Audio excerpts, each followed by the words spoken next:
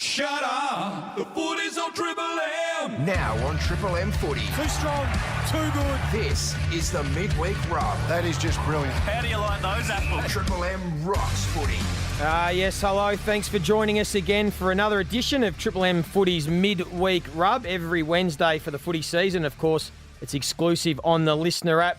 Joey here and alongside me as always, Duck, Damo and Daisy. Good afternoon, gents. Duck, another good weekend of footy, another high-scoring, free-flowing weekend. I know, right down your alley. You've been all over it for years. What did you love about the weekend, though? There was a lot to love, wasn't there? A lot of goals. We got some young kids showing some real potential. And what I love the most, though, I was down at the Cattery on Friday night, and on the big screen came up, if you'd spent time in Brisbane from the 12th onwards, you had to leave the stadium. So at quarter time, I just had to head home, Joey. I had no choice. I had to head home and have the COVID test. I'm not even sure it was quarter time, Doug. Rumour has it you were home before halftime. That ended up being the whole. You know what it reminded me of? When I was a kid, and they're doing the nit check. You know, kids with head lice, they're doing the nit check, and you just pray you've got nits. So you get sent home. That's what it reminded me of. That was on the odd day you were at school. And you get sent out onto the oval, and you've got to stand there, and then they check your hair. They find out you've got a whole head full of them, and they say you've got to go home. And you were like, no drama. So you were home by half-time, a bottle of red, watched the second half on the couch? I was home. James Brayshaw said you had the mic off your body before you were told by official people at Channel 7 you needed to clear the studio. And I'll tell you why. Because I take what the Vic government and everyone else is trying to do to make sure that we get through this pandemic the right way. And I thought, well, if they say get out of the stadium, you get out of the stadium. You took it very seriously, didn't you, Duck? Very good responsibility. Well done. Damo, what did you love about the weekend? It's hard to go past Buddy Franklin's first game back since the last game, Daisy, of 2019, and kicked the 3 goals in the impactful win. And I was looking forward to it as much about him coming back as him teaming up with the young kid Logan McDonald. That happened. You can see the future there, and it's also very exciting what happens in the remaining 20 matches of this year for the Swans, given they've started 0-2. How good was the physical condition, though, that Buddy presented in? He looked trim. He didn't have that little pot that he was running around with for a couple of years there. He looked very, very lean, so well done to him. But the anticipation was great. I was watching the Fox Footy telecast, and they had live vision in the rooms of Buddy warming up. Like it was this whole big anticipation about when he came out, and didn't he deliver when he was out to get out on the big stage? I'm back! His chest is out, and I'm better than ever. His shoulders are back, and those ears look pretty pinned back too, Jude. He loads up on that famous left. He goes real long and puts it through, and Buddy's back. Breaks into a trot, left foot drop, punt is good. And they erupt at the SCG because the big man's got his second. He'll kick it wide to the pocket of McDonald. He's got it. McDonald and Franklin will run into an open goal. He gave it to him that time, Jude. He had to. How good, Baz. What a great call that was. Just called it perfectly. But I thought leading into the game, the build-up around Buddy coming back just shows you how much we need the absolute superstars. And I reckon Buddy and Dusty sit above all players in terms of watchability. If you don't need to barrack for their team. I reckon Nick Nat's there too, Duck. You tune in. But you tune in. If you know Bud's playing, like I said, it doesn't matter whether you're Barracks and Kilda or whoever, you tune in just to watch him. Same with Dusty. And I think because they're not media, they don't chase media. They're very, they're introverts rather than extroverts. And it was just great to have him back. Yeah, there's a different level at the rock stars. They've got that rock star presence. And I reckon you're spot on when you look for them on the screen. When you watch, you look to see where Buddy is, if they're going to kick it to him. You look to see if Dusty's down there. But it was certainly a great weekend of footy. Although, Daisy, it was a great weekend of footy, but the big talking point to come out of, particularly early in the weekend, was the Friday night game, Geelong and Brisbane. You're not happy with that non-holding the ball decision that really has put Brisbane on the back foot. Well, it has, and they're obviously zipping 2 now, and with the ramifications of what's come out this week up in their state, they're not going to go home and get their home game against Collingwood that they need so drastically. So it's very hard, and I know being an umpire is a tough position to be in. You don't want to be bagging them, but that was a non-decision, and it was an incorrect decision, which is going to have huge ramifications for that footy club because they should be 1-1. It was my boy Zachy Bailey applied a perfect tackle. Blitzarves got into his move, dropped the ball cold, and a non-decision. And the other one that they're just going off about at the minute, the umpires, the stand the mark rule, which they brought in to slow the game down. Now, if you feign a handball or you feign to give it to someone running past, they call you for play on. So it's nearly gone too far the other way. But that non-decision, look, I'm not going to say it was biased and made because it wasn't a call because it was at the Cattery down there in front of their cheer squad, but that had to have something to do with it. It was the wrong decision. We all know that. But do you know how many wrong decisions were on that night? Yeah, we always bring it back just because there's only a few seconds to go. So I get your point, and we'll all harp on about it. But there were plenty of wrong decisions during the night. That's right. Yeah. There is a lot of wrong decisions, but that one was clear cut. It was on the goal line. The umpire was in a perfect spot, and he chose not to make a decision. So what are you trying to say? You're not trying to go there and accuse him of cheating at all. Oh, are no, you? no, You're no, saying no, there was a I'm- crowd. no, there was you a won't bit be of going bite. there, No, no, you wouldn't go there. No, I'm not. Because you would never accuse an No, umpire of cheating. well, would you? I respect No, the not on this umpire's show anyway. I respect the umpire's spot in the game. I'd never say that, but I just think he was influenced. So you would never say that about an umpire. No. Already rock bottom on the ladder, Carlton was delivered yet another whack today. Dale Thomas has been ordered to face the tribunal tomorrow night. Ayrton Woolley joins us live now from Princes Park. Ayrton, what's Daisy done? Well, Tony, it's certainly an unusual case. It was in the third quarter of that loss to GWS that Thomas is alleged to have called a boundary umpire a cheat, with a bit of colourful language thrown in for good measure.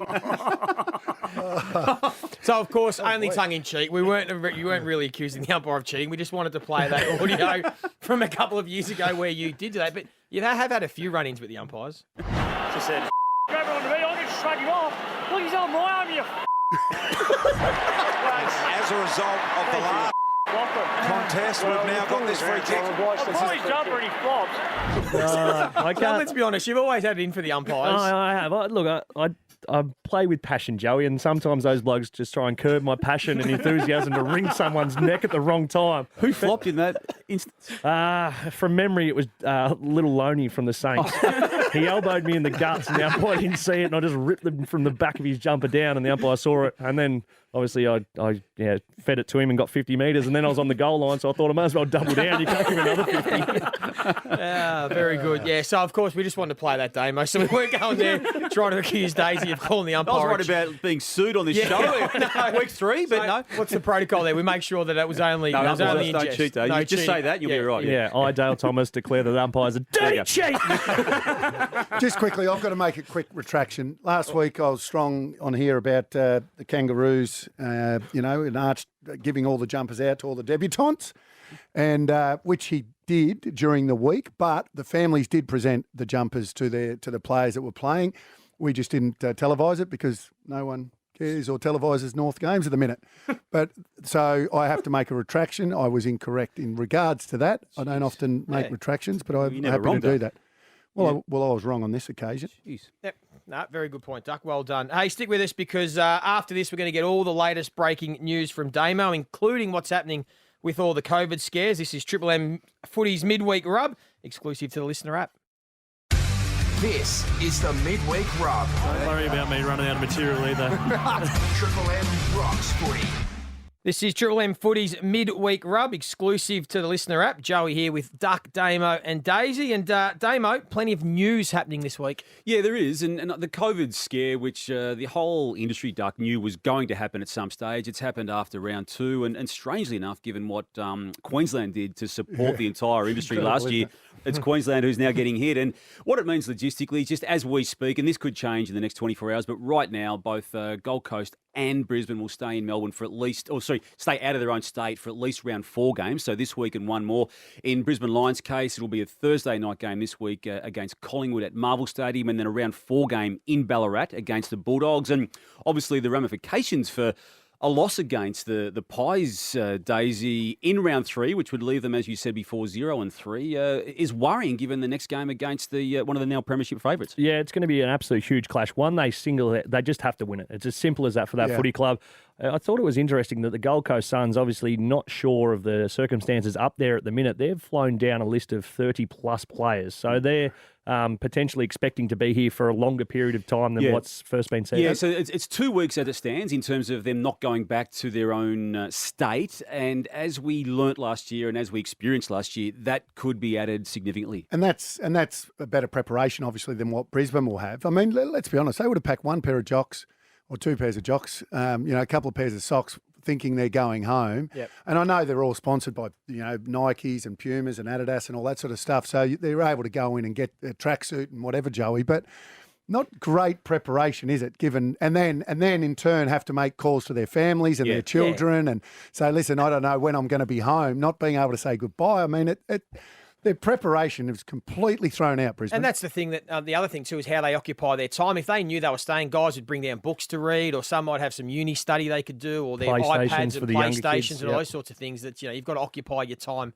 somehow. They wouldn't have any of that. I saw Big Hipper. Big Hipwood was at the game on Sunday, the big game, the Bulldogs and West Coast. So he went along to watch that, which, by the way, I think is fantastic. Yeah, that's you're good. watching, young Norton and Darling and Kennedy's young forwards that he would want to emulate. So I thought that was good. I reckon it'll go one or two ways, this little mini hub they're in at the minute. They'll either come out on the weekend and sort of solidified them. They didn't have to go back up to Brisbane and face the heat from all their supporters and that local crowd, because down here no one really gives a stuff, to be completely honest. There's bigger news stories, but up there, they are the big dogs. So I think we'll see. It's either going to go one or two ways. They'll come out and that'll be the bond that kickstarts their season, or it could go the other way, because when you do have a lot of downtime, you sit there in the buffets or the old stuffays, as Neil Craig used to say them, the young kids who haven't travelled a whole heap, because last year they didn't move from Brisbane, you can just come out a bit sluggish. So well, you would know, and I used to say this, Joey.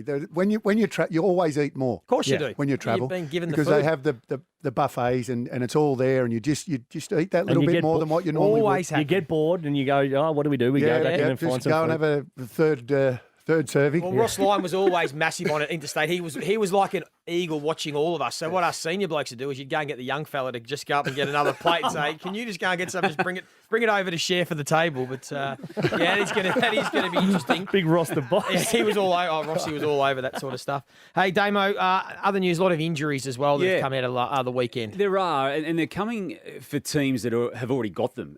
In Essendon's case, obviously, with the three latest being crucial players. Draper's a crucial loss given the big man nature that he's bringing to the game, and the sizzle that he was starting to display. Duck, he's out for an extended period of time with an ankle. You've got Shield going down with a knee, which it could be half a season. Caldwell making good progress, hamstring quite seriously. They've already got injuries. Dyson Heppel's got problems. You look at Carlton, who desperately need to win as much as the Brisbane Lions do. They've come out of that game last week, Duck, with two more injuries to Martin and Fisher, to an already long list. Yeah, just to go back on the Bombers, you think about who they lost. Obviously, McKenna left. We know what's happened to Hurley. I mean, Fantasia's leave. I mean, they've been decimated. Yep. And Danaher. And Danaher, the other one. As well. Daisy, big loss for Carlton. Damo just touched on it. Jack Martin, who I rate really highly, he's a very, very good player inside 50. And Zach Fisher looked like had finally found his niche as a really dangerous live wire small forward. Yeah, absolutely. Martin especially. He was the silk down there. We were calling the game on Thursday night, and he was the one who every time he got the ball, he either made a really good decision or he hit the scoreboard. So that's a big, big loss. Obviously, Eddie Betts is waiting in the wings, so he's obviously a very classy player. Is Eddie fit? Is he ready to go? I think he's ready to go. I saw him the other night. So why isn't he getting a game? I think these boys are the ones that are holding him out. So Fisher, you think of Gibbons as well. Mark Murphy's been playing predominantly half forward. The pickup's been good. Fogarty's been really good. He's pressure around the footy. So they will be replaced, but yeah, it's a big loss and a team that's staring down Zip and 3 as well. And Joey, another big major worry out of the weekend was the concussion of Nate Fyfe on the bunt from Sam Reid of the Giants. It's at least the third in recent or relatively recent times where he's had a serious head knock. He spoke about it on the Howie Games quite openly to Mark Howard last year about the toll that's taking on him, Daisy, about the quality of life that at some stage of his footy career that he may have to make a decision on. Now, he's wrestling with all sorts of issues in that space even prior to the weekend. Yeah, and it's going to be a big decision because he's a deep thinker and he's quite a student and a mature man. So you'd think he would be considering his long-term future as much as anybody. But then there's that competitiveness in him, wrestling with wanting to play footy and help his side get to a finals campaign, which is what he'd love to do again.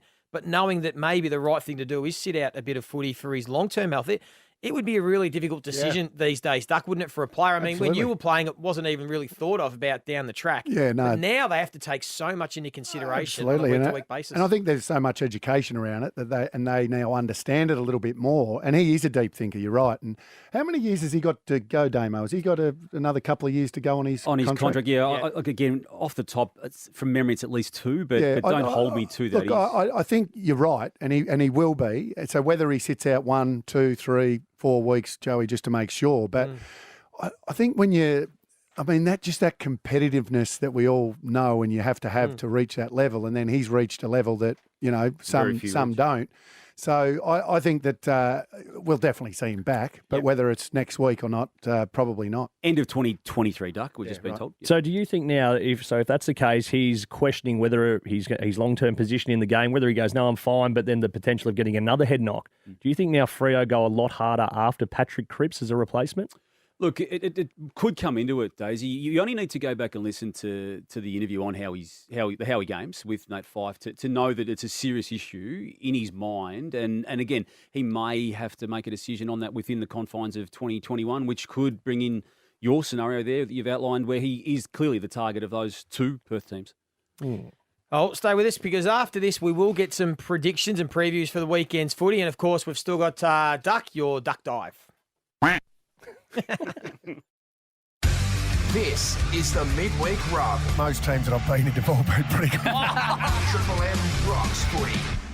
This is Triple M Footy's Midweek Rub exclusively on the Listener app, and it's now time for the Duck Dive Top 5. I was waiting for it this week. That was a good stinger. Rubs his 3/4 away down his bottle of water over there, just looking out the window. Expecting something a little bigger. Duck, first question. We were chatting about Buddy Franklin off the top. After the Swans start to the season, they're 2-0. Will they play finals in 2021? Oh, I'm still going to say no. Joey. But, geez, I'm loving what they're doing. I reckon they've come right into, obviously, calculations because you think of they're going to be against sort of your Collingwoods, Carltons around that sort of 6th to 10th spot. So it's been 2-0's good. Footy season's a marathon, not a sprint. I had him in my top 8 at the start of the year, Joey, and it's been published so I can prove it. So, of course, I'm going to say they're going to stay there. Well done, Damo. I think they're almost certain to make the top 8. Young guys, halfway through the season, Niggles come in. That's just because of their youth. Okay. Might catch up with them. All right, that's why it's Ducks top 5. Hey, next one then. If the Brisbane Lions lose tomorrow night to Collingwood at the MCG, they go 0-3. Will they play finals? Still think they're capable. I know it's only happened so many times. I think we did it in 99. We lost the first few and ended up winning the flag. So it can be done. Doesn't happen too often. I think they've got enough talent to still make finals, certainly. I'll say no to that, Joey, if it goes 0-3. It mean that there are issues they've got to contend with, which they hadn't planned for, and they're going to have to do a chunk of that in Melbourne, which is, again, out of their planning. I'll say with yes. I still think they're a good team, and they've obviously had the slower start because they went deeper into finals. So I think they're just starting to churn out, but they have to win this week. Yeah, I think early indications are there's generally a slider most years. As we know, a team always jumps, and there's a slider. Maybe this year might be the year where Brisbane just have a down year, and then they might have a big period of success. But we'll keep an eye on that one. Hey, Duck, a lot of talk about Paddy Cripps. You've got a little bit of insight. I heard you were the one that almost broke that he's been playing injured. What do you know, first of all? And then second part of that, should he continue to play or should he have some time off if he is sore? Well, I don't know for certain. I've just heard, like everyone else hears in this game, but he's not 100% fit.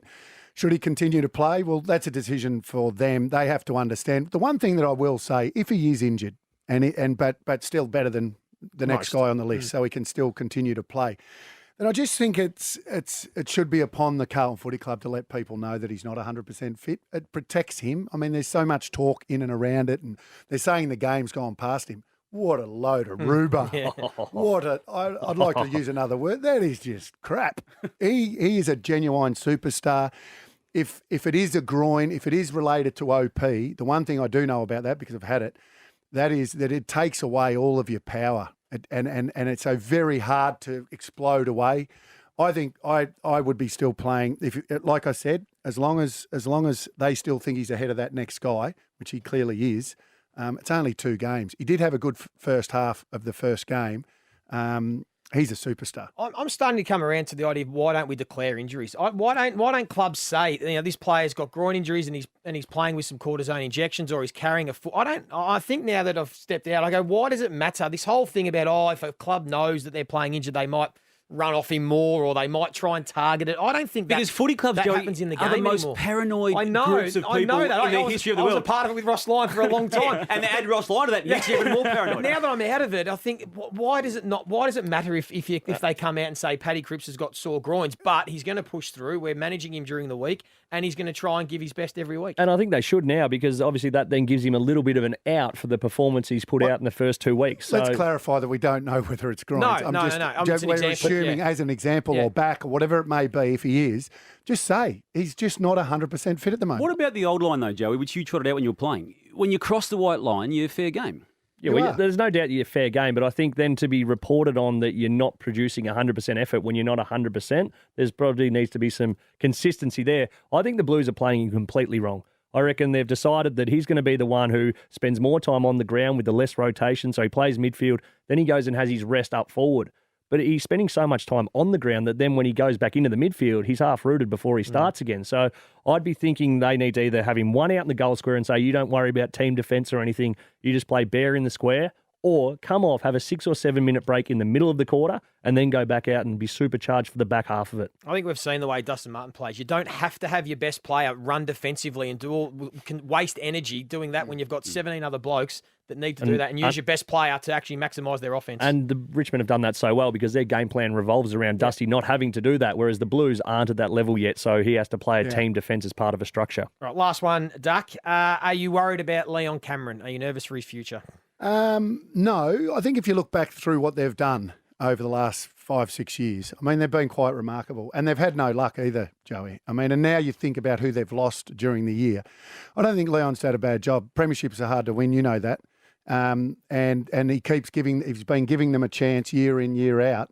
I wouldn't have thought so. I think people are very, very quick to jump on Leon. Do you think as a footy club, their premiership window is closed, though, with the blokes that they've had and the opportunity they had and how it was designed for them, and now the blokes that have left, is that window just gone? I tell you what, at the minute, a little mouse can fit through it. That's how it's nearly closed, but it's not quite. Yeah. It's a worrying start, isn't it, to 2021, given what happened last year. And watch your space on Josh Kelly too, I think. Hey, now let's go ahead to look at the games for this weekend because there are a couple of beauties. There's a good one that I want to start with first. West Coast v Port Adelaide, one that no one's really talking about. When I've looked at that fixture, I went, wow, that's a big game in Perth. How do you see that one unfolding? Yeah, absolute ripper, that one. I'm going to go with West Coast. It's over there. I just think that, that they were really good on the weekend. Really good. That's been the best game of the first two rounds for mine. That was an absolute ripper. Yep. But I just think that they're at home, and Port. I know Port are going really well, but I'll go with West Coast.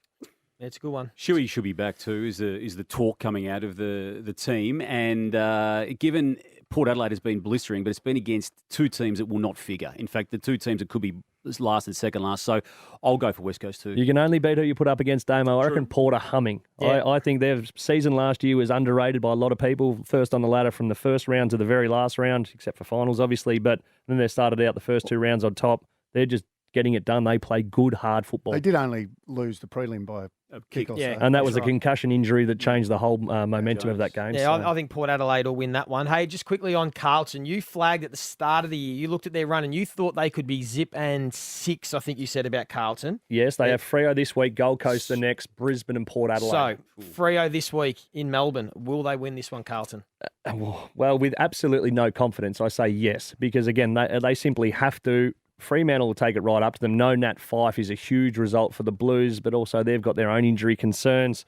Freo are going to be a bit of a surprise packet. Their young kids are very, very good, but I'd tip the Blues, but with no confidence. So Collingwood, Brisbane. Duck, you spoke about Brisbane earlier, but I think you're a bit bullish about Brisbane this weekend. Yeah, Brisbane to win for me against Collingwood.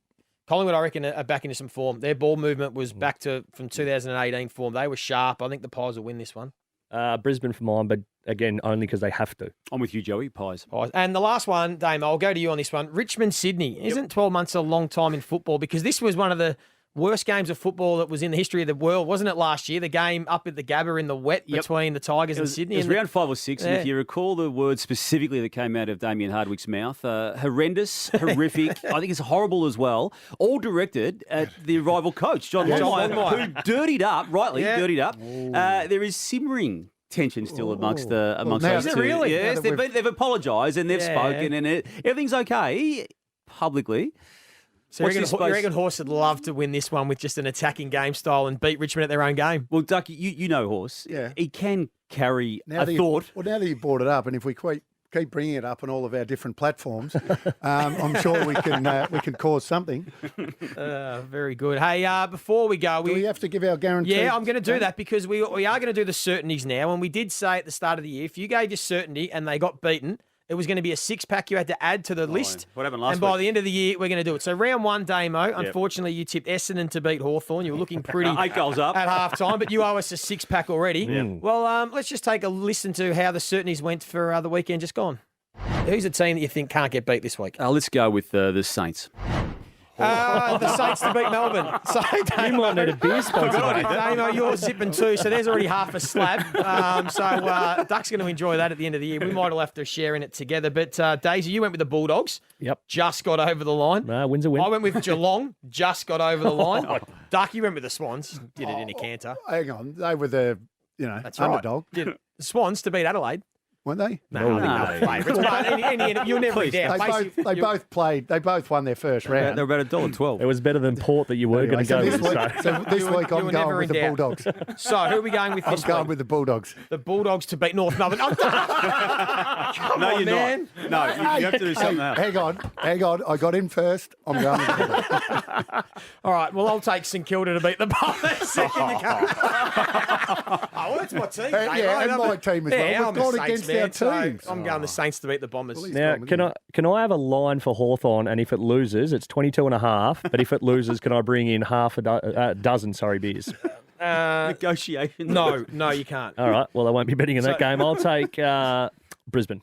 Brisbane to beat Collingwood is just certainty. Yep. Well, what have I got left? Well, probably might about the Monday game. Yeah, well, that's the one you're not giving lines in. Let's go with the Cats. To bounce back against the that's Hawks. a good I like the Hawks in that one. I want that on the record. Not confident enough to tip them, but I like them. Very good show again. Duck, thank you. Thanks, Damo, Daisy, and of course, we'll be back next Wednesday and every Wednesday for the whole season. And don't forget that you can listen to every game across round 3 on Triple M, starting with tomorrow night's big game between the Pies and the Brisbane Lions from 7 p.m. Luke Darcy calling that one. I'll be calling that one with Darst. Looking forward to that. Duck and Daisy were doing the special comments. Ash Chua and Sarah Ollie. Thanks for joining us. This has been Triple M Footy's Midweek Rub, exclusively to the Listener app.